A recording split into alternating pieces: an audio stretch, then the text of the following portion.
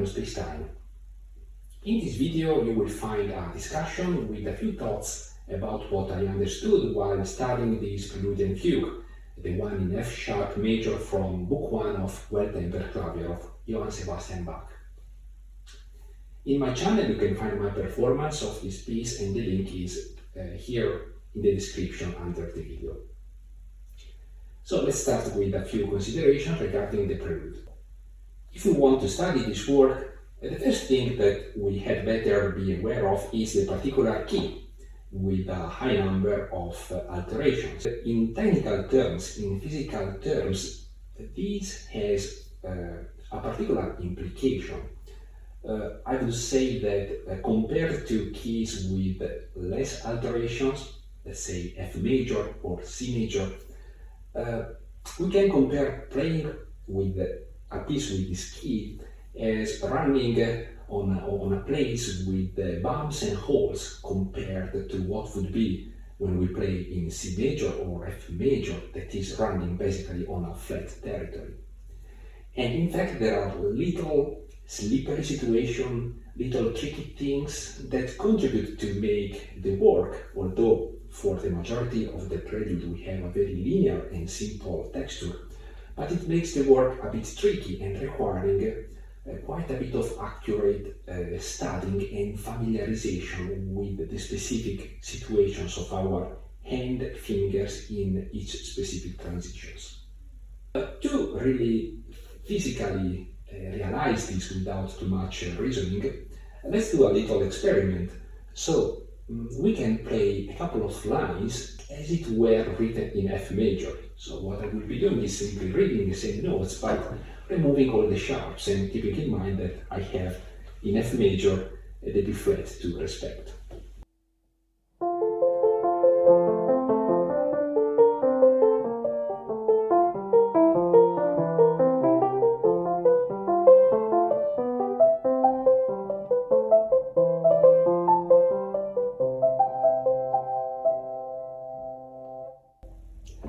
This was the same prelude in F major. Now let's switch to the original notation in F sharp major and let's feel how it feels for our hands.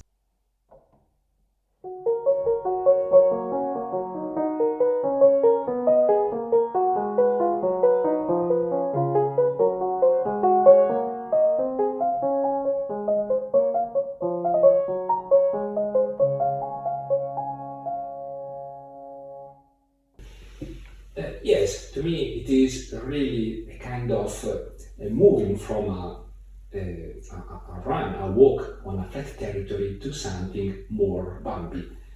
And playing in keys like F major, C major has its own particular difficulties and complications. Playing in keys like F sharp major, C sharp major, or perhaps A flat major and so on has different kind of peculiarities. So I'm not necessarily saying that one type of keys is easier to play than the other, but the context is different. We are confronted with a different level of complications. For example, with so many sharps, we will come across, depending on the line, points where it would be convenient to have a passage over the thumb, but with the thumb reaching a black key, and so that won't be so natural and easy as it's typically when we are playing on the white keys. Another thing to be aware of is that the surface of the black key when we hit it offers a narrower area of resting for the finger compared to the white key, and I feel that this often results in a sensation of slippering, uneasy moments during certain measures. And or once again, playing with several black keys means to deal with a different level in vertical terms for our fingers and hand, and so we have to play with our arm adjustment and even hand configuration adjustment to try to make the situation as easy as possible. Another thing I would like to say is that with this number of alterations, I feel it's easier to lose, how to say, control over time if we don't subject the work to a kind of constant refreshing work. And these are particularities I think to be considered while we're doing the work or if we intend to start this work. As a next thought, I would drive your attention to the musical structure of this simple prelude. So we are in front of a two parties writing, and in terms of backbone in harmonic and melodic terms, we can a bit explore this prelude by removing the enrichment notes and trying to identify the leading notes in the harmonies and in the frame of the music. Let's see what it means.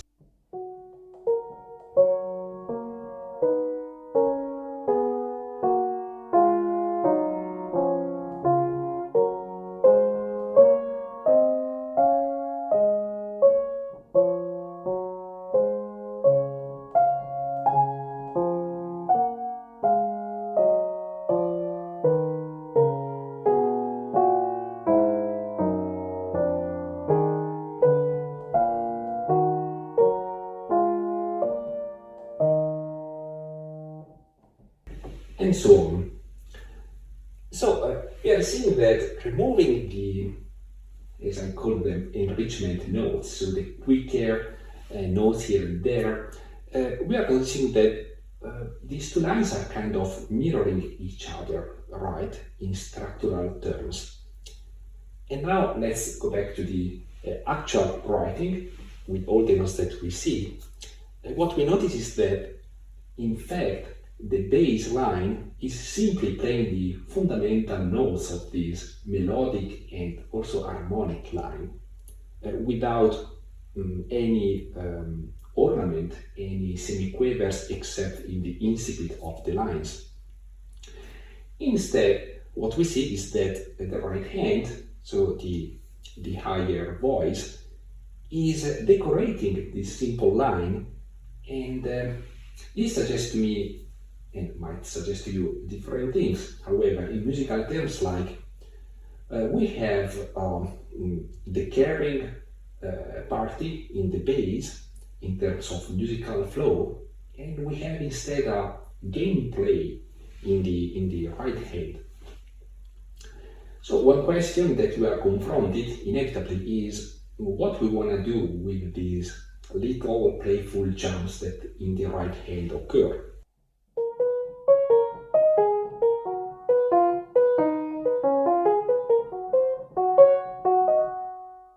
We have to decide.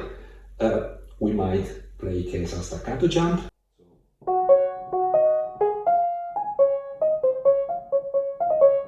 But why not? We might instead refer to them as harmonical style ornaments. So not only playing them with a legato, but even perhaps with a holding, with a sostenuto to create harmonic games with these simple notes. So if I play legato, it's like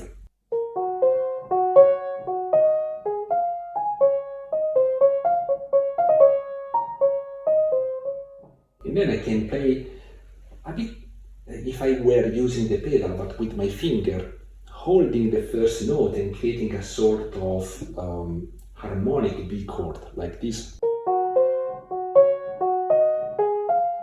Especially when I'm going towards the bass. So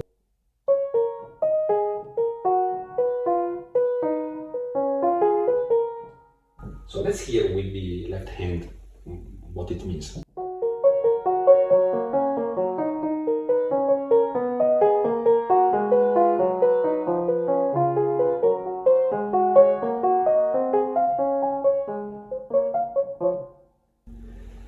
So inherent questions, realize it or not, that we have to answer when we decide to play this work.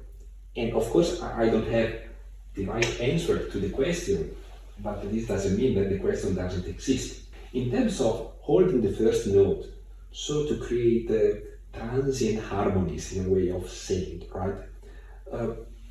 There is some historical reference that would justify this.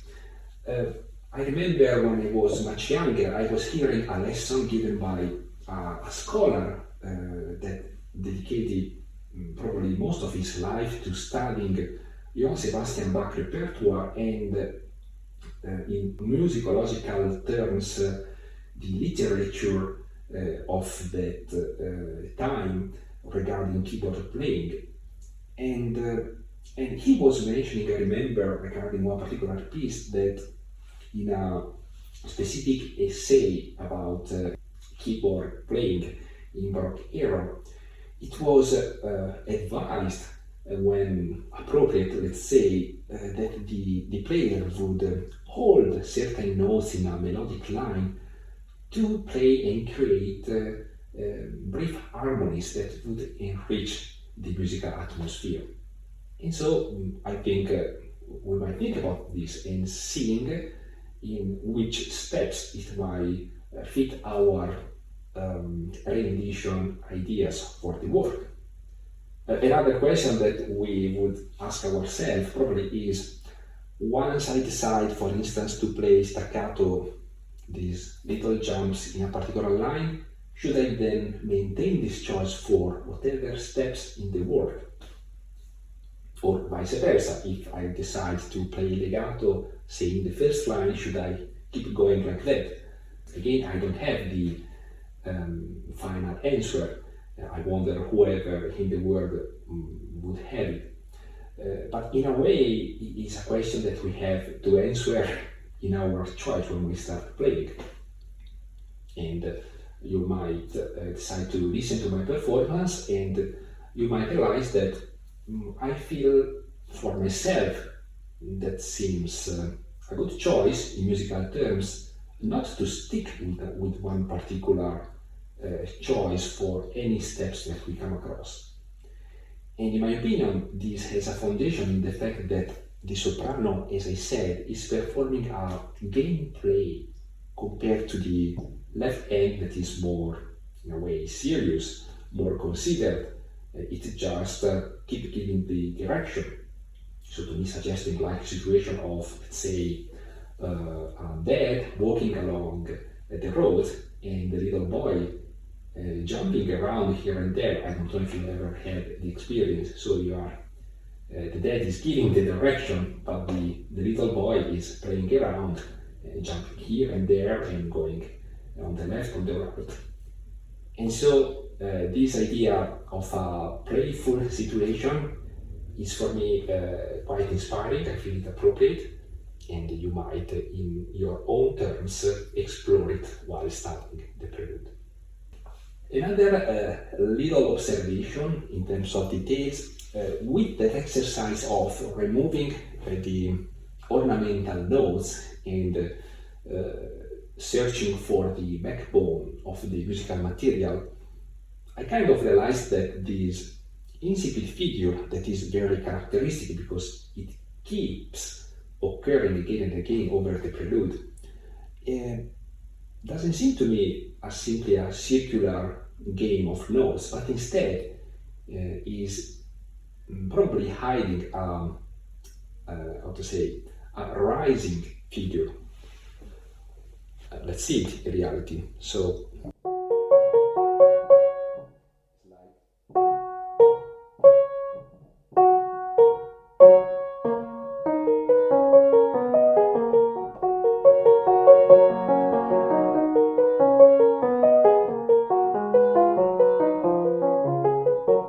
it's something that I think we should be aware of, and then with this idea in the background during our study, seeing what we want to do or what we don't want to do with that, and this will belong to our musical sensitivity and musical taste to express.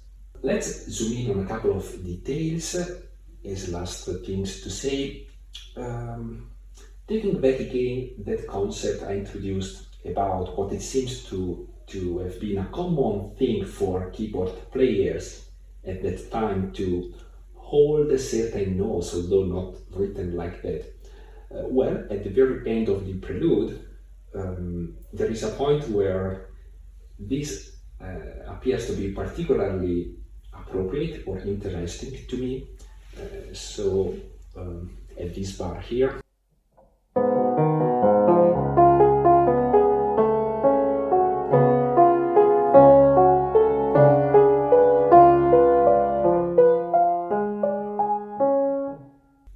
These figures in the right hand are for me encouraging to consider to a certain degree holding the notes to create chords in this progression.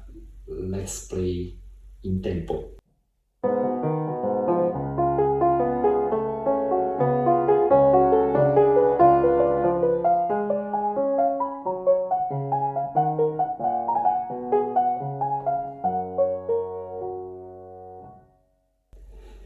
And at the piano we have one additional tool that is the pedal, so we might obtain this effect, of course, using the pedal. We might combine the two things or avoid the pedal and play with finger. I think it's really up to you, to every performance, to play and find what you feel more appropriate for your understanding and wish of rendition.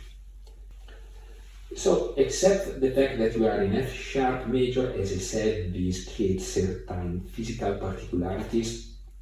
For example, when we play with so many black keys, I feel often that the curving of the fingers is something to be particularly considered and explored.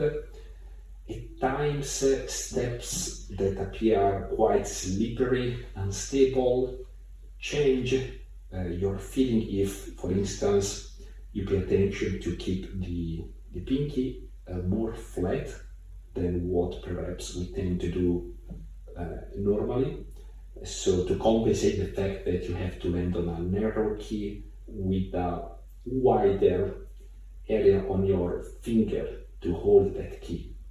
And this in general apply for all fingers, but especially I think is evident when we have landing point on perhaps the main beat with the pinky on the black keys. Another technical complications are the trills that appear. Trills at the piano are particularly naughty, at least for me. I wish I had the magic formula to address the technical problem that trills pose at the piano. I don't have it. So typically I feel that most of them playing with 1 and 3 for me is a preferable option rather than 2 and 3, or 2 and 4 also in some case are for me a convenient choice for my fingers. And I noticed that the trill tends to be a bit easier or appears easier if I keep in mind that it's not really the main character of the situation where it comes in this prelude, but instead is that figure of semiquavers that should, I think, be leading in our musical image. And so this, I think, helps to be a little bit freer and easy in the trill. So rather than thinking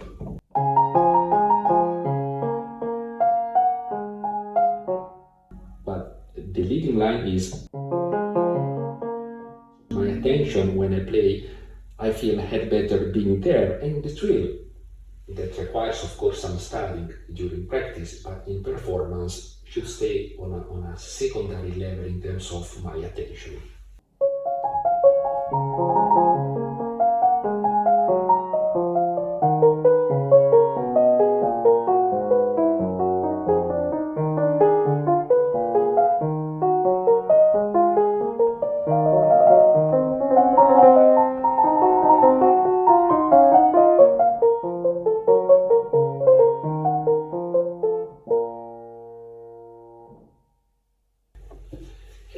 last note, you might want to explore with your instrument, with your environment, whether playing the prelude with una corda pedal, as I decided to do in my case, is adding an improvement of the color or not. As I said, this depends on your taste, on your instrument, on your environment, and on your general idea in musical terms of the piece. Let's say a few notes about the fugue. So we're in front of a fugue in 3 parties.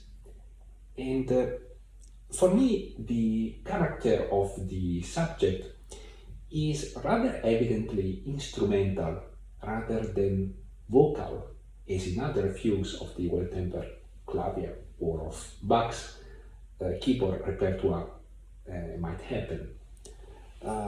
In fact, I believe that this subject would suit well a string playing, and not only the subject but also that very peculiar, how to say, ornament figure that will become nearly dominant all along the fugue.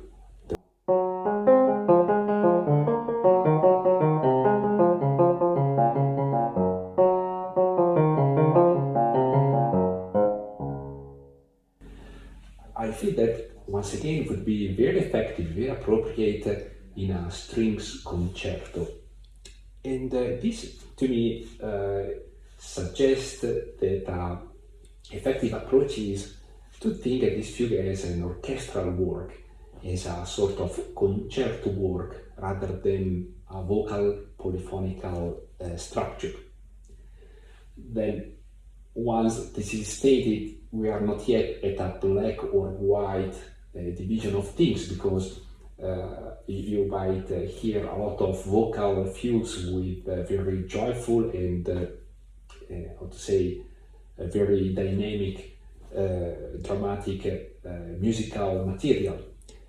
However, working on this fugue with this idea helped me to study along a particular direction and trying with that idea in the background to develop my own reading of the passages of this work.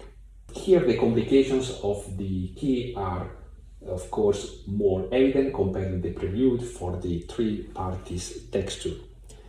And compared to other fugues, for instance in 4 parties, or I would say with particularly vocal character, I feel that here the bulk of the work is not really in isolating each line to familiarize with that and following that.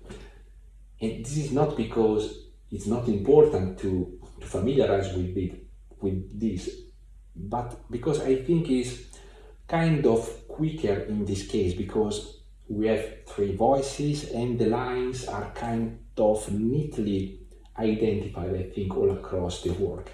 In other fugues instead there is a crossing of lines, and sometimes it's not so immediate to follow with our hearing one particular line and understand what is expressing it in the counterpoint game. Here I believe the performing challenges are more on the, in a way, instrumental and technical side.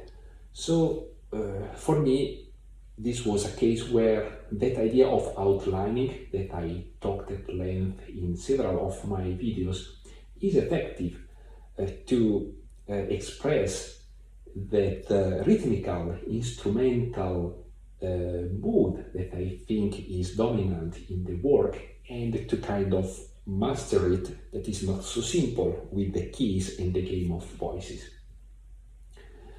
So I would invite you, if you are curious about what it means outlining concept, to hear something of my video about Debussy's Cloche à travers le feuillet. I think I dedicated quite substantial time in that video to explain about this. However, in this video I will take a couple of lines to provide an example of application of it. So some fair idea about what it is will be expressed even here. One thing that here I think is peculiar is to choose your own phrasing, legato, staccato in the subject itself. I think what I'm doing when I perform is something like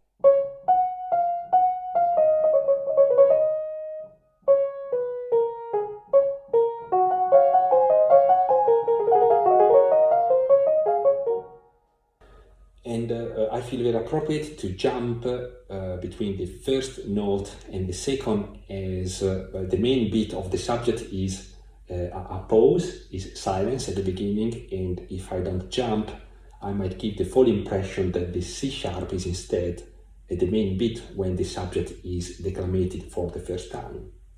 Then along the piece, this has a secondary value because the rhythm is, however, carried and established by the context.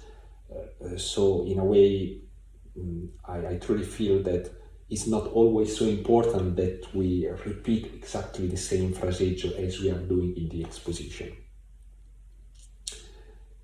As in the prelude here, the technical patterns are kind of bothered by these trills that are there in the subject and then several times occur when the subject comes.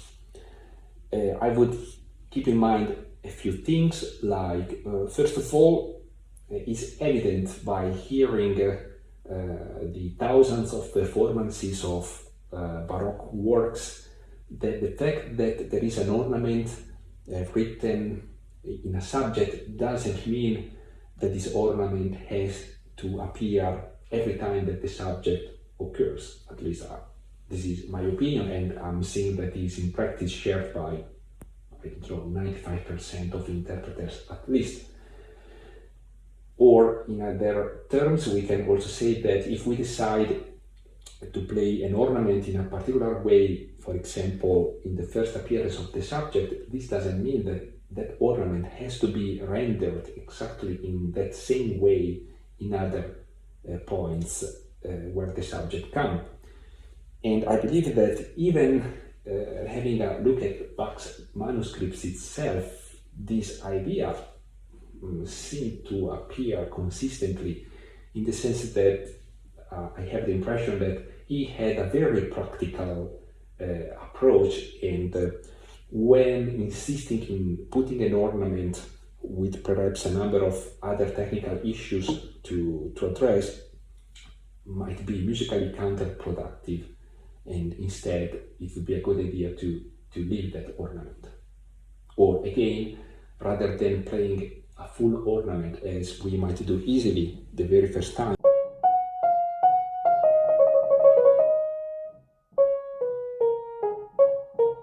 where the end is playing alone, so there are not too many things to fit together in the right place. But there are situations where perhaps this trill might be simply a three notes ornament, like,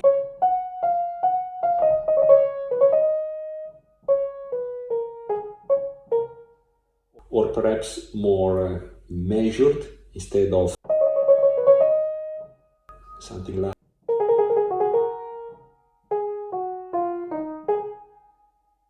So in general terms, I think in the particular step we are in front of, we have to consider where the texture is carrying most of the musical meaning of the musical material, and so not to, in a scholastic way, being over concerned in repeating trills in a particular way, as they are in fact ornaments. So as I said, I feel these fugues are very instrumental and rhythmical character, so that studying method of outlining becomes, in my opinion, very effective.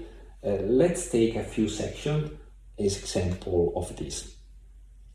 So I would start at bar 8, but I think this approach is effective on any bars in the work. So let's take a brief line here. The point would be with all notes.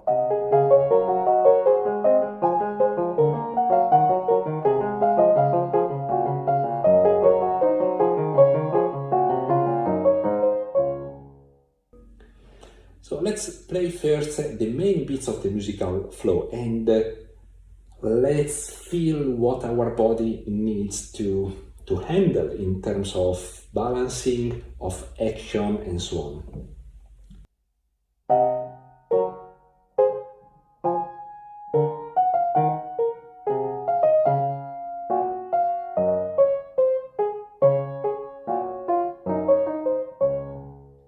We need to repeat this a few times, really to start feeling what we are doing rather than thinking, and connecting our physical movements on these main beats that are really the pillars of the musical flow, linking them with our physical action in technical terms as we are performing physically with a keyboard instrument.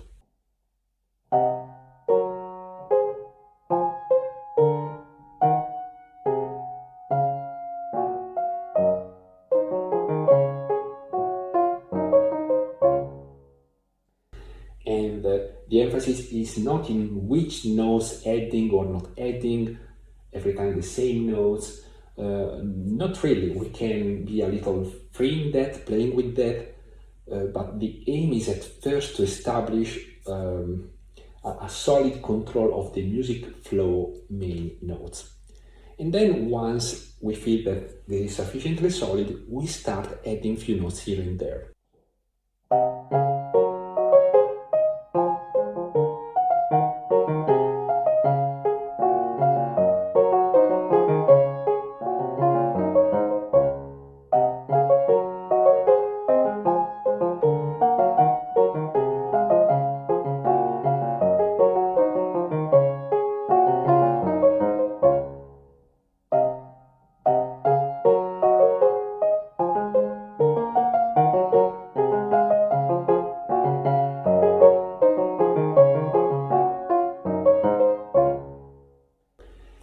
And so on.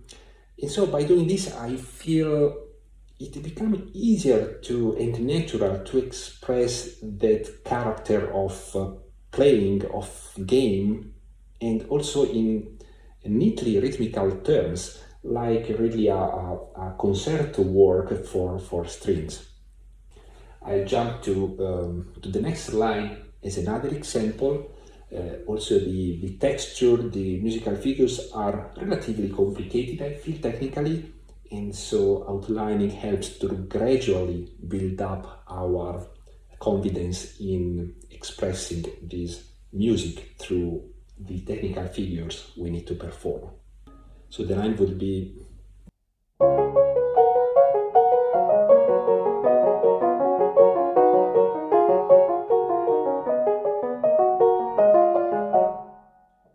so let's isolate the main beats.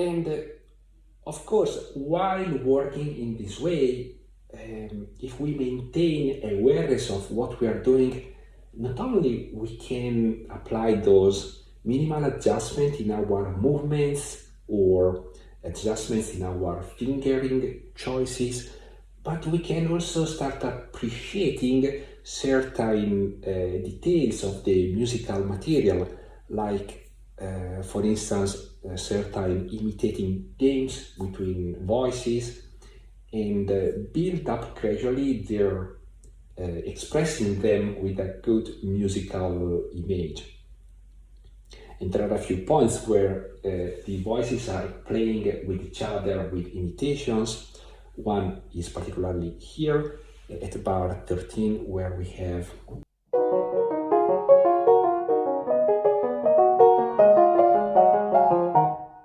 so we have exactly the same notes repeated by the contralto after the soprano has played them.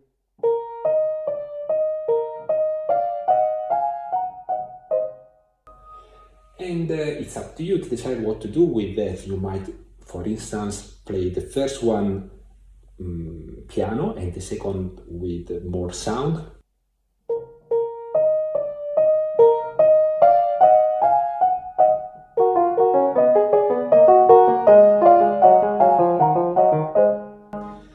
Or other things that you find musically effective. The same game occurs at bar 30. So let's play with the bar before.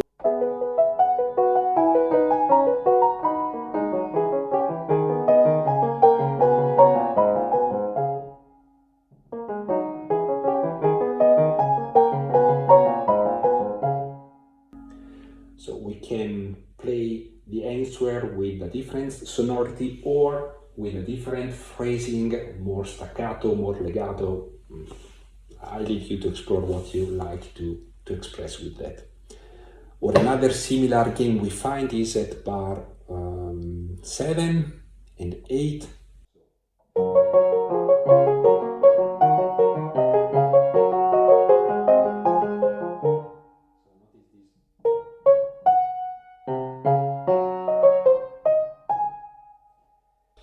It is talking, replying, and again replying by the other voice. Very nice when we build up this music. I think I presented those few notes specific for this fugue that I wanted to present. In my other videos, I have shown in practice way of studying a work that would apply well here, and I don't feel to repeat them for this video. I gave already a couple of examples about building up the lines with outlining. And then I wish you to enjoy discovering all the more or less evident or hidden musical details and games that are here in this beautiful work. And so thanks for watching, and see you with my next video.